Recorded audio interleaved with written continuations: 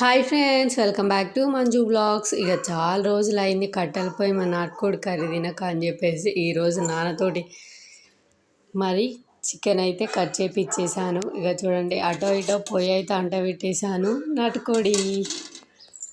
ఇక చూడండి, ఇప్పుడు ప్రాసెస్ అయితే ఎలా అనేది మీకు చూపిస్తాను.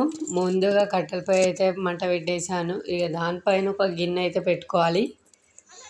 చూడండి, గిన్నె కాస్త వేడైనాక మనకు చికెన్ కావాల్సిన ఆయిల్ అయితే పోసుకోవాలి. నేను 3 టేబుల్ స్పూన్ ఆయిల్ అయితే తీసుకున్నాను.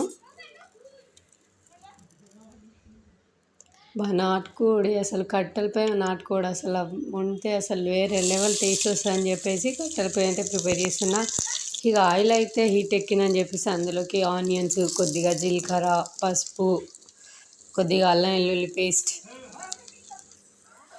వేసుకొని బాగా పచ్చివాసన వేయంత వరకు కలుపుకోవాలి. అందులో కొద్దిగా జీలకర్ర వేసుకోవాలి.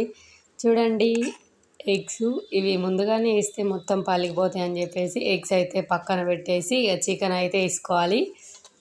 చూడండి, నాటుకోడి ఇక మొత్తం అది మిక్స్ అయ్యేలాగా బాగా కలుపుకోవాలి.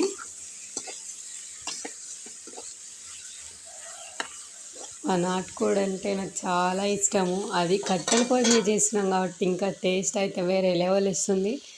ఇక అలా కొద్దిగా మూత పెట్టుకొని ఒక 10 నిమిషాల తర్వాత చూసి ఇప్పుడు టేస్ట్కి కావాల్సిన ఉప్పు అయితే వేసుకోవాలి. ఇప్పుడు వేస్తే కొద్దిగా కూరగా అయితే పడుతుంది, సూపర్ టేస్టీగా ఉంటుంది.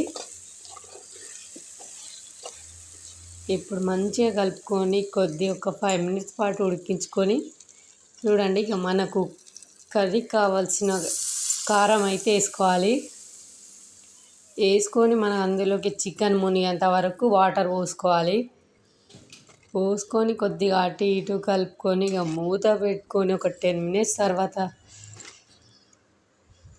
ఇప్పుడు మనం ధనియాలు, యాలకులు, కొద్దిగా దాల్చిన చెక్క వేసుకొని కొద్దిగా దంచి అప్పటికప్పుడు దంచేసినది వేస్తే అయితే మసాలా వేస్తే సూపర్ టేస్ట్గా ఉంటుందని చెప్పేసి దంచేసి అయితే పక్కన పెట్టుకున్నాను. ఇప్పుడు కొద్దిగా ఉప్పు వేసుకోవాలి.